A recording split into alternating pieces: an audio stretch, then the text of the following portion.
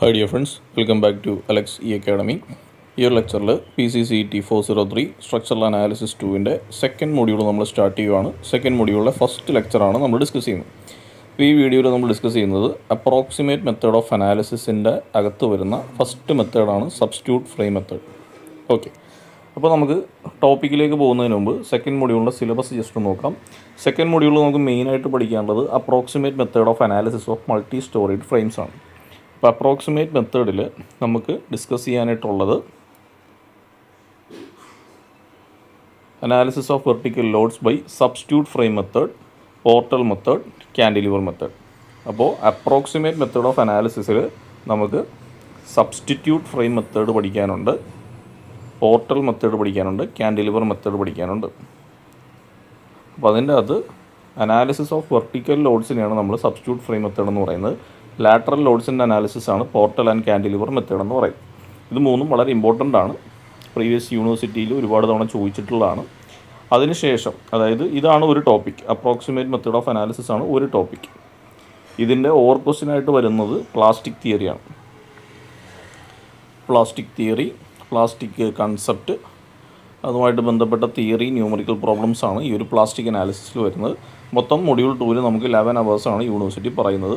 അത്യാവശ്യം ലെങ്തി ആയിട്ടുള്ളൊരു മൊഡ്യൂളാണ്. പക്ഷേ നമുക്ക് ഏതെങ്കിലും ഒരെണ്ണം ഈ ഒരു ടോപ്പിക്ക് നിങ്ങൾ നല്ല കൺസെപ്റ്റ് ഓറിയൻറ്റഡ് ആയിട്ട് പ്രോബ്ലംസ് ഒക്കെ ചെയ്ത് പഠിക്കുകയാണെങ്കിൽ 100% നമുക്ക് അതിൽ നിന്നൊരു പ്രോബ്ലം കിട്ടും. ഓക്കെ, ഇത്രയാണ് ഈ ഒരു മൊഡ്യൂളിൽ വരുന്ന ടോപ്പിക്സ്. നമ്മൾ സ്റ്റാർട്ട് ചെയ്യുന്നത് ഈ ഒരു സബ്സ്റ്റിറ്റ്യൂട്ട് ഫ്രെയിം മെത്തേഡാണ് നമ്മൾ ഈ വീഡിയോയിൽ സ്റ്റാർട്ട് ചെയ്യുന്നത്. ഓക്കെ, അപ്പോൾ നമുക്ക് ടോപ്പിക്കിലേക്ക് കടക്കാം. Okay, approximate method of multi storage frame analysis. Okay, അപ്പോൾ നമ്മൾ SA1 ഒരു ഇൻഡിവിജ്വൽ സ്ട്രക്ചറിനെയാണ് അനലൈസ് ചെയ്തത്, അതായത് ബീം, കോളം, ഫ്രെയിംസ് ഒക്കെ. ഇവിടെ നമ്മളൊരു മൾട്ടി സ്റ്റോറേജ് ഫ്രെയിമിനെയാണ് അനലൈസ് ചെയ്യാൻ പോകുന്നത്. അതിൽ തന്നെ നമ്മൾ മെത്തേഡ് അപ്രോക്സിമേറ്റ് മെത്തേഡാണ്. ഇനി നിങ്ങൾക്കറിയാം, മോഡേൺ കൺസ്ട്രക്ഷനിൽ ഒരുപാട് ഹെവി സ്ട്രക്ചേഴ്സ് നമ്മൾ കൺസ്ട്രക്റ്റ് ചെയ്യുന്നുണ്ട്. അപ്പോൾ ഈ ഹെവി സ്ട്രക്ചേഴ്സിൻ്റെയൊക്കെ ആദ്യത്തെ സ്റ്റെപ്പ് എന്ന് പറയുന്നതാണ് നമ്മൾ ഈ പഠിക്കാൻ പോകുന്ന അപ്രോക്സിമേറ്റ് മെത്തേഡ് ഓഫ് അനാലിസിസ്. ഇപ്പോൾ ഈ ഒരു ഫിഗറിൽ നിങ്ങൾക്ക് ഒരു RC building frame, reinforced building frame കാണാം. ഇത് അതിൻ്റെ തന്നെ വേറൊരു ടൈപ്പ് ഓഫ് കൺസ്ട്രക്ഷനാണ്. ഹെവി മൾട്ടി സ്റ്റോറേജ് ബിൽഡിംഗ് ആണ് ഇത്. റീഇൻഫോഴ്സ്ഡ് കോൺക്രീറ്റ് ആയിട്ടുള്ള ഒരു സ്ട്രക്ചറാണ്. അതേപോലെ സ്റ്റീൽ സ്ട്രക്ചേഴ്സ് ആണെങ്കിലും സ്റ്റീൽ ഫ്രെയിം സ്ട്രക്ചേഴ്സ് നമുക്ക് കാണാൻ പറ്റും. ഇനി ഒരു RC beam structure, reinforced concrete building ഫ്രെയിമിൻ്റെ സ്കെലിറ്റൽ ഫ്രെയിം വർക്കാണ് ഈ കാണിച്ചേക്കുന്നത്. സ്കെലിറ്റൽ അതായത് ബീംസും കോളംസും സ്ലാബ്സും മാത്രമേ ഉള്ളൂ. അപ്പോൾ ഈ കാണുന്നതാണ് കോളം, ഈ കാണുന്നതാണ് ബീം, ഈ കാണുന്നതാണ് സ്ലാബ്. അപ്പോൾ ആക്ച്വലി ഇത്രയാണ് നമുക്കൊരു ബിൽഡിംഗ് ഫ്രെയിം എന്ന് പറയുന്നത്. ലോഡ് ക്യാരിയിങ് കപ്പാസിറ്റി അല്ലെങ്കിൽ ലോഡ് ട്രാൻസ്ഫർ ചെയ്യുന്നതൊക്കെ കോളംസ്, ബീംസ്, സ്ലാബ് ഇതുവഴിയാണ് നമുക്ക് താഴത്തേക്ക് പോകുന്നത്. അപ്പോൾ ഏതൊരു മൾട്ടി സ്റ്റോറേജ് ബിൽഡിങ്സ് കൺസ്ട്രക്ട് ചെയ്യുമ്പോഴും ഈ ഒരു ബിൽഡിംഗ് ഫ്രെയിമാണ് നമ്മൾ ആദ്യം ഡിസൈൻ ചെയ്യേണ്ടത്. കോളത്തിൻ്റെ സൈസ്, ബീമിൻ്റെ സൈസ്, സ്ലാബിൻ്റെ തിക്നെസ്, കാര്യങ്ങളൊക്കെ. ഓക്കെ, അപ്പോൾ ബിൽഡിംഗ് ഫ്രെയിം നമ്മൾ സിമ്പിളായിട്ട് നമുക്ക് അനലൈസ് ചെയ്യാൻ വേണ്ടി നമ്മൾ എടുക്കുമ്പോൾ ഈ രീതിയിലാണ് ഒരു 3D സ്ട്രക്ചറിനെ നമുക്ക് ഈ രീതിയിൽ സിംഗിൾ ലൈൻസ് വെച്ച് നമുക്ക് നൊട്ടേറ്റ് ചെയ്യാം. ഓക്കെ, അപ്പോൾ ആക്ച്വലി ബിൽഡിംഗ് ഫ്രെയിം എന്ന് പറഞ്ഞ ഒരു 3D സ്ട്രക്ചറാണ്. Number of bays in 2 direction right angles to each other. Okay, ഈ കാണുന്ന ഇതിനെയാണ് നമ്മൾ ഒരു ബേ എന്ന് പറയുന്നത്. അപ്പോൾ നമ്പർ ഓഫ് ബേസ് ആയിട്ടുള്ള സ്ട്രക്ചേഴ്സ്, ഇത് അടുത്തൊരു ബേ. അപ്പം ഇങ്ങനെ number of bays 2 mutually perpendicular direction right angles to each other meet ചെയ്യും. ഫോർ എക്സാമ്പിൾ ഇപ്പം ഇങ്ങനെ ഒരു ബേ ഉണ്ട്, ഇങ്ങനെ ഒരു ബേ വരുന്നുണ്ട്, ഇങ്ങനെ ഒരു ബേ വരുന്നുണ്ട്. ഇനി അടുത്തത് ഈ ഡയറക്ഷനിലേക്ക് വന്നതാ, ഇത് റൈറ്റ് ആംഗിൾസ് ആയിട്ട് മീറ്റ് ചെയ്യുമ്പോൾ നമുക്ക് കിട്ടുന്നതാണ് ആക്ച്വലി ഒരു ബിൽഡിംഗ് ഫ്രെയിമിൻ്റെ 3D സ്ട്രക്ചർ എന്ന് പറഞ്ഞത്. അപ്പോൾ similar 2 sets of plane frames crossing each other at right angles. അപ്പോൾ ബിൽഡിങ്ങിൻ്റെ 3D ഫ്രെയിം എന്ന് പറഞ്ഞാൽ actually 2 set of plane frames ആണ്. ഇതൊരു പ്ലെയിനാണ്, ഇത് വേറൊരു പ്ലെയിനാണ്. ഇത് 90 ഡിഗ്രിയിൽ മീറ്റ് ചെയ്യുന്നതിനെയാണ് നമ്മൾ ബിൽഡിംഗ് ഫ്രെയിംസ് എന്ന് പറയുന്നത്. അപ്പോൾ കുറച്ചുകൂടി നിങ്ങൾക്ക് മനസ്സിലാക്കാൻ വേണ്ടി അതിനെ നമുക്ക് 2D ആക്കി എടുക്കാം. ഈ പിങ്ക് കളറിൽ കാണുന്നത് ഒരു പ്ലെയിനാണ്, ഇത് അടുത്തൊരു പ്ലെയിൻ, ഇത് അടുത്തൊരു പ്ലെയിൻ. ഇത് നമുക്ക് പറയാം ഇതൊരു എക്സ് ഡയറക്ഷനിലാണ് ഇരിക്കുന്നത്. ഇനി സിമിലർലി നമുക്ക് എന്തുണ്ട്, ഇത് ഈ കാണുന്നത് വൈ ഡയറക്ഷനിലുള്ള ഫ്രെയിമാണ്. അതായത് ഈ ബ്ലൂ കളറിൽ കാണിച്ചേക്കുന്ന 1 2 3 4 അങ്ങനെ ഈ എക്സ് ഡയറക്ഷനിലുള്ള ഫ്രെയിമും വൈ ഡയറക്ഷനിലുള്ള ഫ്രെയിമും തമ്മിൽ ക്രോസ് ചെയ്യുന്ന സമയത്താണ് നമുക്ക് ആക്ച്വലി ഒരു ബിൽഡിംഗ് ഫ്രെയിം കിട്ടുന്നത്. ഞാൻ ജസ്റ്റ് പറഞ്ഞതേ ഉള്ളൂ. ഇനി ബിൽഡിംഗ് ഫ്രെയിംസ് ഏതൊക്കെ ടൈപ്പ് ഉണ്ടെന്നുള്ളത് നോക്കാം. സിംഗിൾ ബേ സിംഗിൾ സ്റ്റോറി, ഇതാണ് സിംഗിൾ ബേ സിംഗിൾ സ്റ്റോറി. അടുത്തത് സിംഗിൾ ബേ ഡബിൾ സ്റ്റോറി, ഇതാ ഒറ്റ ബേയേ ഉള്ളൂ പക്ഷേ 2 സ്റ്റോറീസ് ഉണ്ട്. അടുത്തത് 3 ബേ, ഇതാ 1 2 3 ബേ 4 സ്റ്റോറി, 1 2 3 4. അപ്പോൾ അങ്ങനെ നമുക്ക് ബിൽഡിംഗ് ഫ്രെയിംസിനെ പല രീതിയിൽ ക്ലാസിഫൈ ചെയ്ത് പറയാം. ഇനി ബിൽഡിംഗ് ഫ്രെയിംസിലുള്ള ലോഡിങ്സ് എന്തൊക്കെയാണ്? അപ്പോൾ ആക്ച്വലി ഇപ്പോൾ ഇതൊരു മൾട്ടി സ്റ്റോറി ബിൽഡിംഗ് ആണെന്ന് എടുത്തു. ഇതെന്താണ് 1 2 3 ബേ എത്ര സ്റ്റോറി ഉണ്ട്? 2 3 4 സ്റ്റോറി. 3 ബേ 4 സ്റ്റോറി ആയിട്ടുള്ള ഒരു മൾട്ടി സ്റ്റോറേഡ് ഫ്രെയിമാണ് ഈ കാണിച്ചേക്കുന്നത്. അതിൽ നമുക്ക് 2 ടൈപ്പ് ലോഡിംഗ് ആണ്. ഒന്ന് വെർട്ടിക്കൽ ലോഡിംഗ്, വെർട്ടിക്കലി വരുന്ന ലോഡിംഗ്. ഇനി അടുത്തത് ഹൊറിസോണ്ടലി അല്ലെങ്കിൽ ലാറ്ററലി വരുന്ന ലാറ്ററൽ ലോഡിംഗ്. അപ്പോൾ 2 ടൈപ്പ് ലോഡിംഗ് ആണ് ഏതൊരു ബിൽഡിംഗ് ഫ്രെയിം എടുത്താലും വരുന്നത്. വെർട്ടിക്കൽ ലോഡിങ്ങും ഹൊറിസോണ്ടലായിട്ട് വരുന്ന ലാറ്ററൽ ലോഡിങ്ങും. ഓക്കെ, ഇനി വെർട്ടിക്കൽ ലോഡിംഗ് എന്തൊക്കെയാണ് വെർട്ടിക്കൽ ലോഡിങ്ങിന് കാരണമാകുന്നത്? Dead weight of the components. ആ ബിൽഡിംഗ് ഫ്രെയിം കൺസ്ട്രക്ട് ചെയ്യുമ്പോൾ അതിൻ്റെ അകത്തുള്ള കമ്പോണൻസ് ആയ ബീം, സ്ലാബ്, കോളം, വാൾസ്, ഇതിൻ്റെ എല്ലാം ഡെഡ് വെയ്റ്റ്, ഇത് എല്ലാം വെർട്ടിക്കൽ ലോഡ്സ് ആണ്. അതേപോലെ ലൈവ് ലോഡ്സ്. ലൈവ് ലോഡ്സ് എന്ന് പറയുമ്പോൾ നമ്മൾ അതിൻ്റെ അകത്ത് ഫേർണിച്ചേഴ്സ് ഇടും, എക്യുപ്മെൻറ്റ്സ് ഇടും, ഇതെല്ലാം ലൈവ് ലോഡ്സ് ആണ്. ഒരു ബിൽഡിംഗ് ഫ്രെയിമിൽ ഉണ്ടാകുന്ന 2 ടൈപ്പ് ലോഡിംഗ് ആണ് വെർട്ടിക്കൽ ലോഡിങ്ങും ഹൊറിസോണ്ടൽ അല്ലെങ്കിൽ ലാറ്ററൽ ലോഡിംഗ്. വെർട്ടിക്കൽ ലോഡിംഗ് എന്ത് മൂലമാണെന്ന് വെച്ച് കഴിഞ്ഞാൽ ഒന്ന് ഡെഡ് ലോഡാണ്, ആ സ്ട്രക്ചറിൻ്റെ തന്നെ ഡെഡ് ലോഡ് പ്ലസ് അതിൻ്റെ അകത്തുള്ള മെറ്റീരിയൽസ് ആയിട്ടുള്ള ലൈവ് ലോഡുകൾ. ഇനി ഹൊറിസോണ്ടൽ ലോഡിങ്ങിന് കാരണമാകുന്നത് മെയിൻലി 2 എണ്ണമാണ്. ഒന്ന് പുറത്തുനിന്നുള്ള വിൻഡ് ഫോഴ്സും പുറത്തുനിന്നുള്ള എർത്ത് ക്വേക്ക് ഫോഴ്സും. ഇത് ആണ് ഹൊറിസോണ്ടൽ ലോഡിംഗ് ആയിട്ട് ആ ബിൽഡിംഗ് ഫ്രെയിമിൽ വരുന്നത്. ഓക്കെ, ഇനി lateral stiffness of A frame. ഒരു ബിൽഡിങ്ങിന് ലാറ്ററലി സ്റ്റെബിലിറ്റി കൊടുക്കുന്നത് അല്ലെങ്കിൽ ലാറ്ററൽ സ്റ്റിഫ്നെസ് എന്താണെന്ന് വെച്ചാൽ the ability to resist the lateral loads depend on.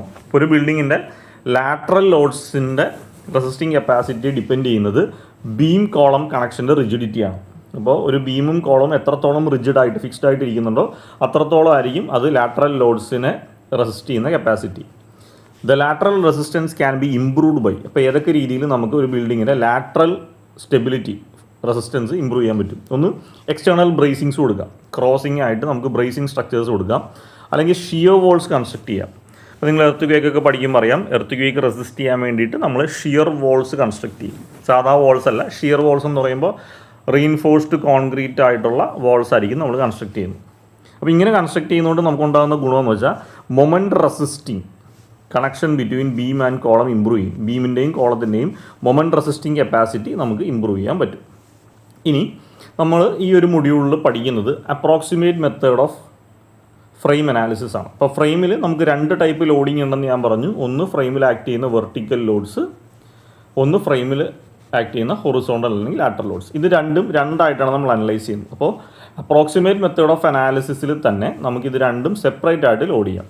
ഇപ്പോൾ വെർട്ടിക്കൽ ലോഡിങ്സിന് കറസ്പോണ്ടിങ് ആയിട്ട് നമ്മൾ അപ്രോക്സിമേറ്റ് മെത്തേഡായിട്ട് പഠിക്കുന്നതാണ് സബ്സ്റ്റിറ്റ്യൂട്ട് ഫ്രെയിം മെത്തേഡ്. ഇതാണ് ആക്ച്വലി മൊഡ്യൂൾ 1 നമുക്ക് പഠിക്കാനായിട്ടുള്ളത്. ഇനി ഇത് കൂടാതെ നമുക്ക് ലാറ്ററൽ ലോഡ്സ് വരുന്നുണ്ട്, നമ്മൾ ഓൾറെഡി പറഞ്ഞു. അപ്പോൾ ലാറ്ററൽ ലോഡ്സ് ഒരു മൾട്ടി സ്റ്റോറേജ് ഫീൽഡിങ്ങിൽ വരുമ്പോൾ അതിന് നമ്മൾ പഠിക്കുന്ന അപ്രോക്സിമേറ്റ് മെത്തേഡ്സ് ആണ് പോർട്ടൽ മെത്തേഡും കാൻഡിലിവർ മെത്തേഡും. ഇത് ആക്ച്വലി നമുക്ക് മൊഡ്യൂൾ 2 പഠിക്കാനുണ്ട്.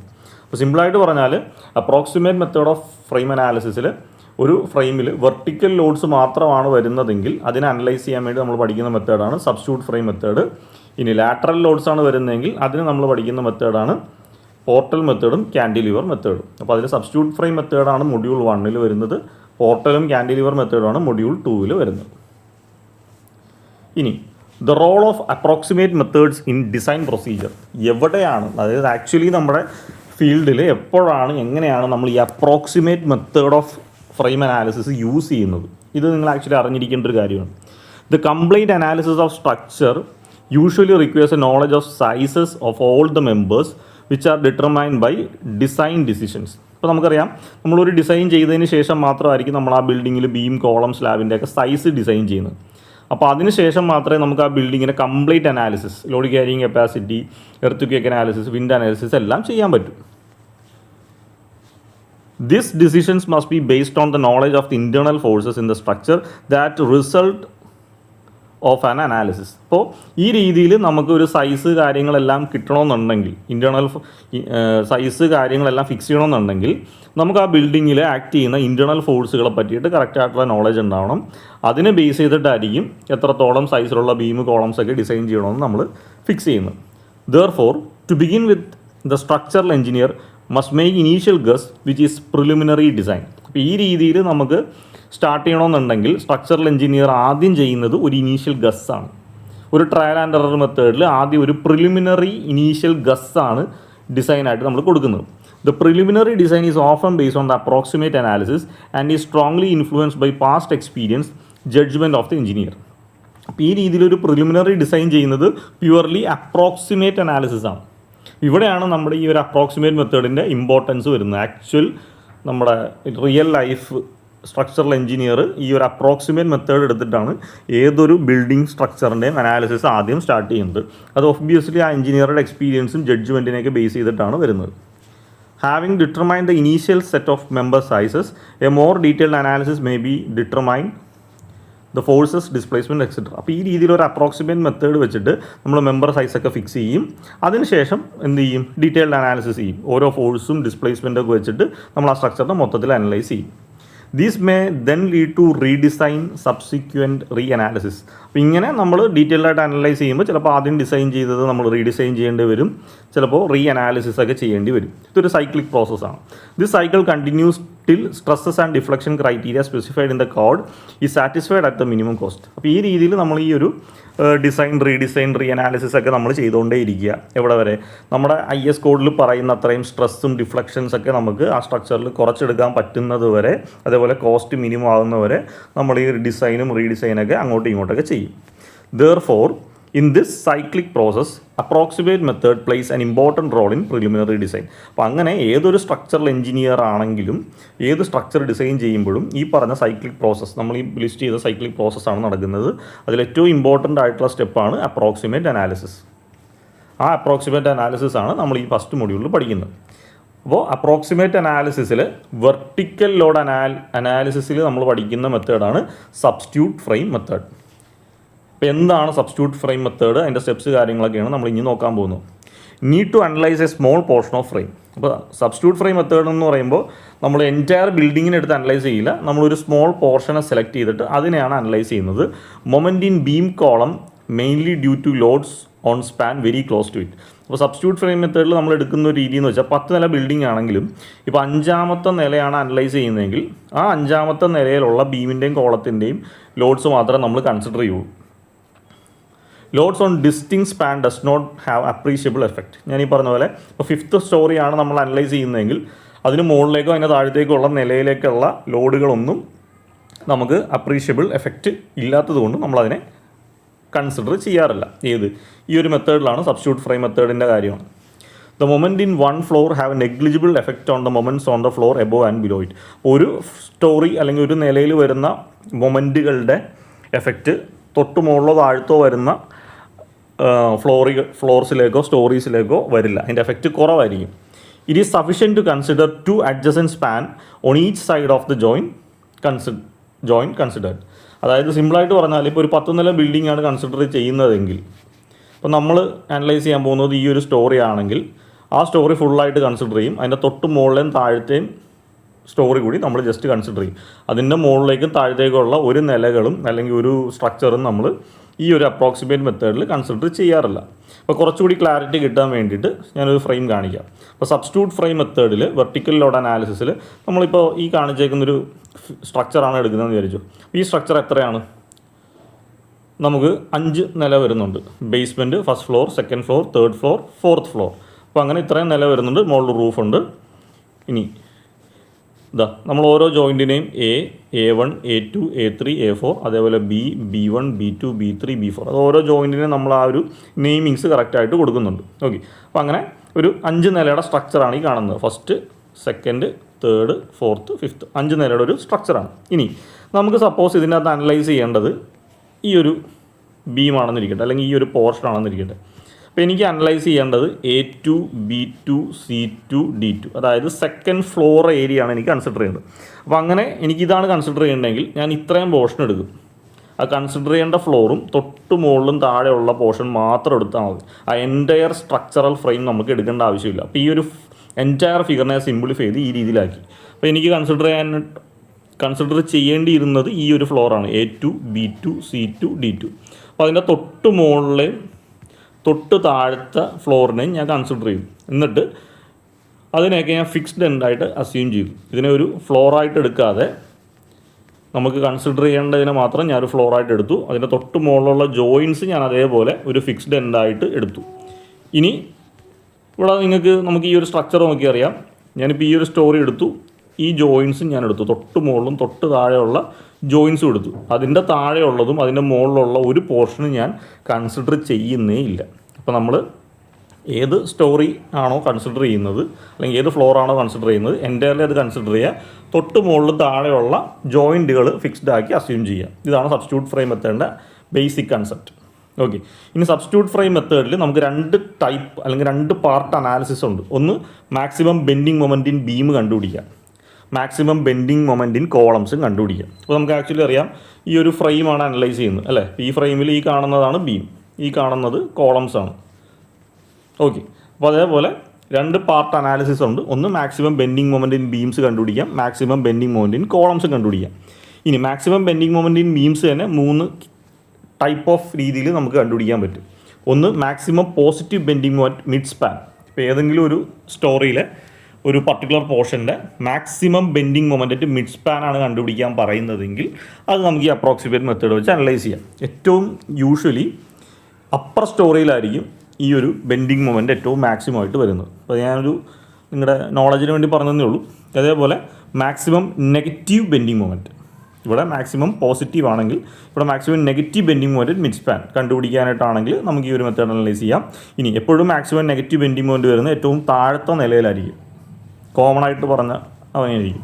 അതേപോലെ ഇപ്പോൾ നമ്മൾ മാക്സിമം പോസിറ്റീവ് നെഗറ്റീവ് പറഞ്ഞു. ഇനി അടുത്ത maximum negative bending moment support. ഇപ്പോൾ ഇവിടെ maximum positive at mid span, maximum negative bending moment mid span, ഇവിടെ maximum negative bending moment support. അപ്പോൾ ശരിക്കും പറഞ്ഞാൽ ഇതൊക്കെയാണ് ഇതിൽ ക്രിട്ടിക്കൽ കണ്ടീഷനായിട്ട് വരുന്നത്. അപ്പോൾ നിങ്ങൾക്കൊരു ഫ്രെയിം തന്നിട്ട് ചിലപ്പോൾ സിമ്പിളായിട്ട് ഒറ്റ ക്വസ്റ്റ്യൻ ആയിരിക്കും ചോദിക്കുന്നത്, find the maximum positive bending moment span AB, അല്ലെങ്കിൽ maximum negative bending moment span CD, അല്ലെങ്കിൽ maximum negative bending moment support B. അപ്പോൾ ഈ കണ്ടീഷനിൽ ഏതെങ്കിലുമൊക്കെ ഒരെണ്ണമായിരിക്കും അനാലിസിസിന് എടുത്ത് ചോദിക്കുന്നത്. ഓക്കെ, ഇനി സബ്സ്റ്റിറ്റ്യൂട്ട് ഫ്രെയിം മെത്തേഡിൽ നമ്മൾ ഈ പറഞ്ഞോട്ട് ബെൻഡിങ് മൊമെൻറ്റ് കണ്ടുപിടിക്കാനായിട്ട് അല്ലേ, ഈ പറഞ്ഞൊക്കെ ബെൻഡിങ് മൊമെൻ്റ് ആണ്. Maximum positive bending moment, maximum negative bending moment, maximum negative bending moment support, maximum bending moment column. അപ്പോൾ ഈ രീതിയിൽ പല രീതിയിലും പോയിന്റിലെയും മൊമെൻ്റ് ആണ് കണ്ടുപിടിക്കുന്നത്. അപ്പോൾ അങ്ങനെ മൊമെൻറ്റ് കണ്ടുപിടിക്കാനായിട്ടുള്ള മെത്തേഡ്സ് ഏതൊക്കെയാണെന്നാണ് അടുത്ത് പറയുന്നത്. അപ്പോൾ methods for computing bending moment. Substitute frame മെത്തേഡിൽ ബെൻഡിങ് മൊമെൻറ്റ് കമ്പ്യൂട്ട് ചെയ്യാനായിട്ട് mainly slope deflection method, Kani's method, moment distribution method ഇതാണ് യൂസ് ചെയ്യുന്നത്. സ്ലോപ്പ് ഡിഫ്ലക്ഷൻ മെത്തേഡ് നിങ്ങൾ SA1 പഠിച്ചിട്ടുണ്ട്. മൊമെൻറ്റ് ഡിസ്ട്രിബ്യൂഷൻ മെത്തേഡ് നിങ്ങൾ SA1 പഠിച്ചിട്ടുണ്ട്. ഇനി ആസ് പെർ നമ്മുടെ 2019 സ്കീമിൻ്റെ സിലബസിൽ നമുക്ക് മൊമെൻറ്റ് ഡിസ്ട്രിബ്യൂഷൻ മെത്തേഡ് വെച്ചിട്ടുള്ള ബെൻഡിങ് മൊമെൻറ്റ് അനലൈസിസ് ആണ് നമുക്ക് പഠിക്കാനായിട്ടുള്ളത്. ഓക്കെ, അപ്പോൾ നിങ്ങൾ SA1 പഠിച്ച മൊമെൻറ്റ് ഡിസ്ട്രിബ്യൂഷൻ മെത്തേഡ് ജസ്റ്റ് ഒന്ന് പൊടിതട്ടി എടുത്ത് വെച്ചേക്കുക. അത് നമുക്ക് ഇനി അങ്ങോട്ടുള്ള 1-2 മൊഡ്യൂൾ ആവശ്യമുണ്ട്. ഇനി മൊമെൻറ്റ് ഡിസ്ട്രിബ്യൂഷൻ മെത്തേഡ് നിങ്ങൾക്ക് ഓർമ്മയുണ്ടെങ്കിൽ അറിയാം, നമ്മൾ അതിൻ്റെ അകത്ത് നമ്മുടെ ബെൻഡിങ് മൊമെൻറ്റിൽ വരുന്ന ക്യാരി ഓവർ, ബാലൻസിങ് ഇതൊക്കെയാണ് ചെയ്തുകൊണ്ടിരിക്കുന്നത്. ഒരു 3-4 ഐട്രേഷൻസ് ഒക്കെ ചെയ്ത് എപ്പോഴാണോ നമുക്ക് ബെൻഡിങ് മൊമെൻറ്റ് ജോയിൻറ്റ് സെയിം ആയിട്ട് വരുന്നത് ആ പോയിന്റിലാണ് നമ്മൾ ഐട്രേഷൻസ് സ്റ്റോപ്പ് ചെയ്യുന്നത് അല്ലേ. അപ്പോൾ ഒരു ലെങ്തി പ്രൊസീജിയറാണ്. അപ്പോൾ സബ്സ്റ്റിറ്റ്യൂട്ട് ഫ്രെയിം മെത്തേഡിൻ്റെ കൂടെ നമുക്ക് ഈ ബെൻഡിങ് മൊമെൻ്റ് ആണ് കണ്ടുപിടിക്കേണ്ടത്. അപ്പോൾ അവിടെ നമുക്ക് ഈ മൊമെൻറ്റ് ഡിസ്ട്രിബ്യൂഷൻ മെത്തേഡ് ചെയ്യുമ്പോൾ 2 സൈക്കിൾ ഓഫ് ഡിസ്ട്രിബ്യൂഷൻ ചെയ്താൽ മതി, അതായത് 2 ഐട്രേഷൻ ചെയ്താൽ മതി. ഇനി നമുക്ക് സെയിം വന്നില്ലെങ്കിൽ പോലും 2 ഐട്രേഷൻ ചെയ്ത് സ്റ്റോപ്പ് ചെയ്യാം. അവിടെ വെച്ചിട്ട് നമുക്ക് ബെൻഡിങ് മൊമെൻറ്റ് ആഡ് ചെയ്യാം. ഓക്കെ, അപ്പോൾ ജസ്റ്റ് ഇപ്പോൾ ഞാൻ പറഞ്ഞു പോകുന്നേ ഉള്ളൂ, നമുക്ക് പ്രോബ്ലം ചെയ്യുമ്പോൾ ഡീറ്റെയിൽ ആയിട്ട് ഇത് പഠിക്കാം. ഇനി ഈ ഒരു സബ്സ്റ്റിറ്റ്യൂട്ട് ഫ്രെയിം മെത്തേഡിൽ വരുന്ന അസംഷൻസ് എന്തൊക്കെയാണ് അതാണ് അടുത്ത് നോക്കുന്നത്. ഇത് യൂഷ്വലി പാർട്ടിലൊക്കെ ചോദിക്കാൻ സാധ്യതയുള്ളൊരു ക്വസ്റ്റ്യൻ ആണ്. This method assumes that the moment in beam of any floor are induced by loading on that floor only. അപ്പോൾ ഈ ഒരു സബ്സ്റ്റിറ്റ്യൂട്ട് ഫ്രെയിം മെത്തേഡ് വെച്ചിട്ട് ഏതെങ്കിലും ഒരു പർട്ടിക്കുലർ ബീം, ഏതെങ്കിലും ഒരു പർട്ടിക്കുലർ സ്റ്റോറി അല്ലെങ്കിൽ ഫ്ലോറിലുള്ള ഒരു ബീമിൻ്റെ മൊമെൻറ്റ് ഉണ്ടാകുന്നത് ആ സെയിം ഫ്ലോറിലുള്ള ലോഡിങ് മൂലം മാത്രമായിരിക്കും. അതായത് നമ്മളൊരു പർട്ടിക്കുലർ ഫ്ലോർ കൺസിഡർ ചെയ്യുമ്പോൾ അതിൻ്റെ മുകളിലോട്ടും താഴത്തോട്ടുള്ള ഒരു നിലയിലുള്ള ഒരു ലോഡും കൺസിഡർ ചെയ്യുന്നില്ല. The influence of loading on the lower and upper floor is ignored all together. അതായത് നമ്മൾ ഏതെങ്കിലും ഇപ്പോൾ ഒരു 10 നില ബിൽഡിങ്ങിൽ ജസ്റ്റ് 5th ഫ്ലോർ മാത്രമാണ് നമ്മുടെ അനാലിസിസിന് എടുക്കുന്നതെങ്കിൽ അതിന് മുകളിലും താഴെയും വരുന്ന ഒരു നിലയും നമ്മൾ കൺസിഡർ ചെയ്യേണ്ട. അതായത് ആ കൺസിഡർ ചെയ്ത ഫ്ലോർ ഒഴിച്ച് അതിൻ്റെ മുകളിലും താഴത്തേക്കും വരുന്ന ഒരു ലോഡിങ്ങും നമ്മൾ എടുക്കേണ്ട, അതെല്ലാം നമുക്ക് ഇഗ്നോർ ചെയ്ത് കളയാം. The process involves the division of multi storage structure into a smaller frame. ഞാൻ നേരത്തെ കാണിച്ച പോലെ 10 നിലയുടെ ബിൽഡിംഗ് ആണെങ്കിൽ പോലും നമ്മൾ എന്ത് ചെയ്യും, നമ്മളോട് ഏതെങ്കിലും ഒരു സിംഗിൾ സ്റ്റോറി ആയിരിക്കും അനലൈസ് ചെയ്യാൻ പറഞ്ഞത്. അപ്പോൾ ഈ വലിയ സ്റ്റോറി ഓഫ് ബിൽഡിങ്ങിനെ നമ്മൾ ചെറിയൊരു പോർഷനാക്കി എന്ത് ചെയ്യും, സിംപ്ലിഫൈ ചെയ്തെടുക്കും. അതിനാണ് നമ്മൾ സബ്സ്റ്റിറ്റ്യൂട്ട് ഫ്രെയിം എന്ന് പറയുന്നത്. Okay, the process involves division of multi-storage structure into a smaller frame. The sub-frame is known as equivalent frame or substitute frame. ഈ രീതിയിൽ വലുതായിട്ടുണ്ടായിരുന്ന മൾട്ടി സ്റ്റോറേജ് സ്ട്രക്ചറിനെ നമുക്കൊരു സ്മോളർ ഫ്രെയിമായിട്ട് എടുക്കാം. ഈ സ്മോളർ ഫ്രെയിമിനെ അല്ലെങ്കിൽ സബ് ഫ്രെയിമിനെ നമ്മൾ ഇക്വലന്റ് ഫ്രെയിം എന്നോ സബ്സ്റ്റിറ്റ്യൂട്ട് ഫ്രെയിം എന്നോ പറയും. The sub frames are usually analysed by moment distribution method. ഞാൻ നേരത്തെ പറഞ്ഞ പോലെ മൊമെൻറ്റ് ഡിസ്ട്രിബ്യൂഷൻ മെത്തേഡ് വെച്ചിട്ടാണ് നമ്മൾ ഈ സബ് ഫ്രെയിംസിനെ അനലൈസ് ചെയ്യുന്നത്. ഇനി ഇതിൽ തന്നെ 2 സൈക്കിൾ ഓഫ് ഡിസ്ട്രിബ്യൂഷൻ വരെ എടുത്താൽ മതി. അതായത് മൊമെൻറ്റ് ഡിസ്ട്രിബ്യൂഷൻ മെത്തേഡിൽ 2 ഐട്രേഷൻസ് അല്ലെങ്കിൽ 2 സ്റ്റെപ്സ് മാത്രം നമ്മൾ ചെയ്താൽ മതി.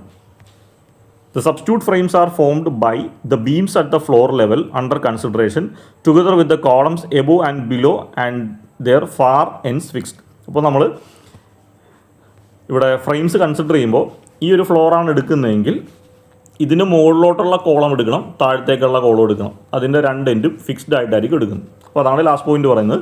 അപ്പോൾ നമ്മൾ ഒരു മൾട്ടി സ്റ്റോറേജ് ബിൽഡിങ്ങിൻ്റെ ഒരു പർട്ടിക്കുലർ ഫ്ലോർ എടുക്കുമ്പോൾ ആ ഫ്ലോർ മൊത്തത്തിലൂടെ കൺസിഡർ ചെയ്യണം. അതിന് മുകളിലേക്കുള്ള കോളംസ് എടുക്കണം, താഴത്തേക്കുള്ള കോളംസ് എടുക്കണം. അപ്പോൾ ഇതാ ഈ കോളംസ് എടുത്തു, ഇതെടുത്തു, ഇതെടുത്തു, ഇതെടുത്തു, ഇതെടുത്തു, ഇതെടുത്തു. അപ്പോൾ ഓരോന്നിൻ്റെയും മുകളിലും താഴെയും വരുന്ന കോളംസ് എടുത്തിട്ട് അതിൻ്റെ ഫർദർ എൻഡിനെ ഫിക്സ്ഡ് ആയിട്ട് നമ്മൾ അസ്യൂം ചെയ്യും. ഫർദർ എൻഡിനെ ഫിക്സ്ഡ് ആയിട്ട് എടുക്കും. അതിനെ ഫർദർ നമ്മളൊരു സ്പാൻ ആയിട്ടല്ല എടുക്കുന്നത്. ഓക്കെ, അതാണ് ഈ ഒരു പറയുന്ന point. Substitute frames are formed by beams at the floor level consideration. നമ്മൾ കൺസിഡർ ചെയ്യുന്ന ഫ്ലോറിലുള്ള ബീമിനെ കംപ്ലീറ്റ് ആയിട്ട് എടുക്കുക. Together with the columns above and below, തൊട്ട് മുകളിലും താഴെയുള്ള കോളംസ് എടുക്കുക. Such that the far ends are fixed. ഇത്രയാണ് നമുക്ക് സബ്സ്റ്റിറ്റ്യൂട്ട് ഫ്രെയിം മെത്തേഡിൻ്റെ അസംഷൻ വരുന്നത്. ഇനി പ്രൊസീജിയർ, സബ്സ്റ്റിറ്റ്യൂട്ട് ഫ്രെയിം മെത്തേഡ് വെച്ചിട്ട് അനലൈസ് ചെയ്യുന്ന ഒരു മൾട്ടി സ്റ്റോറി ഫ്രെയിം അനലൈസ് ചെയ്യുന്ന പ്രൊസീജിയറാണ് നമ്മൾ പറയുന്നത്. First step, select a suitable frame by taking the floor beams with columns of lower and upper storey fixed at the farther. അപ്പോൾ ആദ്യം നമ്മൾ ഒരു സ്യൂട്ടബിൾ ഫ്രെയിം സെലക്ട് ചെയ്യുക. തന്നേക്കുന്ന വലിയ ക്വസ്റ്റ്യനിൽ നിന്ന് ഏത് ഫ്ലോറാണോ നമുക്ക് കൺസിഡർ ചെയ്യേണ്ടത് ആ ഫ്ലോറും തൊട്ട് മുകളിലും താഴെയുള്ള കോളംസ് കൺസിഡർ ചെയ്യുക. ഞാൻ നേരത്തെ പറഞ്ഞ പോലെ തൊട്ട് മുകളിൽ താഴെയുള്ള നിലയിലെ കോളംസ് കൺസിഡർ ചെയ്യുക. അതിൻ്റെ ഫാർ എൻഡ് ഫിക്സ്ഡ് ആയിട്ട് നമ്മൾ ആ പടത്തിനെ റിക്രിയേറ്റ് ചെയ്ത് വരയ്ക്കുക. Step number 2, calculate dead load, live load on beam. The live load should be arranged based on the given critical condition. Okay, അപ്പോൾ ആദ്യം ആ ബീമിൽ വരുന്ന കംപ്ലീറ്റ് ആയിട്ടുള്ള ഡെഡ് ലോഡും ലൈവ് ലോഡും കാൽക്കുലേറ്റ് ചെയ്യുക. സെപ്പറേറ്റ് ചെയ്ത് കാൽക്കുലേറ്റ് ചെയ്യുക. ഇനി ലൈവ് ലോഡ്, ഡെഡ് ലോഡ് നമ്മൾ ആ ബീമിന് മൊത്തത്തിൽ കൺസിഡർ ചെയ്യും. പക്ഷേ ലൈവ് ലോഡ് നമ്മൾ ആ ബീമിൻ്റെ എൻറ്റയർ സ്പാനിൽ ഡിസ്ട്രിബ്യൂട്ട് ചെയ്യില്ല. എന്ത് ക്രിട്ടിക്കൽ കണ്ടീഷനാണോ ക്വസ്റ്റ്യനിൽ ചോദിച്ചേക്കുന്നത് അതിന് കറസ്പോണ്ടിങ് ആയിട്ടുള്ള അറേഞ്ച്മെൻറ്റ്സ് മാത്രമേ ലൈവ് ലോഡിന് കൊടുക്കാവൂ. അത് ഞാൻ എക്സ്പ്ലെയിൻ ചെയ്ത് തരാം. അടുത്ത step 3, analyse the substitute frame using moment distribution method. അപ്പോൾ മൊമെൻറ്റ് ഡിസ്ട്രിബ്യൂഷൻ വെച്ചിട്ട് നമ്മൾ ഇപ്പോൾ വരച്ചേക്കുന്ന സബ്സ്റ്റിറ്റ്യൂട്ട് ഫ്രെയിം മെത്തേഡിനെ അനലൈസ് ചെയ്ത് ഫൈനൽ മൊമെൻറ്റ് കണ്ടുപിടിക്കുക. അതിനുശേഷം last step, draw shear force diagram and bending moment diagram. അപ്പോൾ ഇതാണ് സബ്സ്റ്റിറ്റ്യൂട്ട് ഫ്രെയിം മെത്തേഡ് ചെയ്യേണ്ട പ്രൊസീജിയർ. ഇനി അടുത്ത ഈ സബ്സ്റ്റിറ്റ്യൂട്ട് ഫ്രെയിം മെത്തേഡിൻ്റെ ലിമിറ്റേഷനാണ് പറയുന്നത്. Limitations, height of all column should be same in A particular story. അതായത് ഒരു നിലയിൽ ഒരു പർട്ടിക്കുലർ ഫ്ലോറിൽ വരുന്ന എല്ലാ കോളത്തിൻ്റെ ഹൈറ്റും സെയിം ആണെങ്കിൽ മാത്രമേ സബ്സ്റ്റിറ്റ്യൂട്ട് ഫ്രെയിം മെത്തേഡ് യൂസ് ചെയ്യാൻ പറ്റൂ. ഇപ്പോൾ ഒരേ നിലയിൽ തന്നെ പല ലെങ്ത്തിലുള്ള കോളംസ് ഉണ്ടെങ്കിൽ സബ്സ്റ്റിറ്റ്യൂട്ട് ഫ്രെയിം യൂസ് ചെയ്യാൻ പറ്റില്ല. Sway of substitute frame is ignored even during unsymmetrical condition. അപ്പോൾ അൺസിമെട്രിക്കൽ ലോഡിങ് ഉണ്ടെങ്കിൽ പോലും നമ്മൾ അതിൻ്റെ അകത്ത് സ്വേ കൺസിഡർ ചെയ്യുന്നില്ല. അപ്പോൾ സ്വേ എന്ന് പറയുന്ന കണ്ടീഷൻ കംപ്ലീറ്റ്ലി അവോയ്ഡ് ചെയ്തിട്ടാണ് നമ്മൾ ഈ സബ്സ്റ്റിറ്റ്യൂട്ട് ഫ്രെയിമിൻ്റെ അനാലിസിസ് ചെയ്യുന്നത്. ഇത് രണ്ടുമാണ് സബ്സ്റ്റിറ്റ്യൂട്ട് ഫ്രെയിം മെത്തേഡിൻ്റെ അപ്രോക്സിമേറ്റ് മെത്തേഡിൻ്റെ അനാലിസിസിനുള്ള ഡ്രോബാക്സ് അല്ലെങ്കിൽ ലിമിറ്റേഷൻസ്. ഇനി അടുത്ത് ഞാൻ പറഞ്ഞു ക്രിട്ടിക്കൽ കണ്ടീഷൻ. ഇപ്പോൾ നമ്മളിവിടെ പ്രൊസീജിയർ പറഞ്ഞപ്പോൾ പറഞ്ഞു ക്രിട്ടിക്കൽ കണ്ടീഷന് കറസ്പോണ്ടിങ് ആയിട്ടാണ് ലൈവ് ലോഡ് ഡിസ്ട്രിബ്യൂട്ട് ചെയ്യേണ്ടത്. അപ്പോൾ മൊത്തത്തിൽ നമുക്ക് 4 ക്രിട്ടിക്കൽ കണ്ടീഷൻസ് ആണ് യൂഷ്വലി ചോദിക്കുന്നത്. അതെന്തൊക്കെയാണെന്ന് നോക്കാം. അപ്പോൾ സബ്സ്റ്റിറ്റ്യൂട്ട് ഫ്രെയിം മെത്തേഡിൽ വരുന്ന critical condition and load arrangements.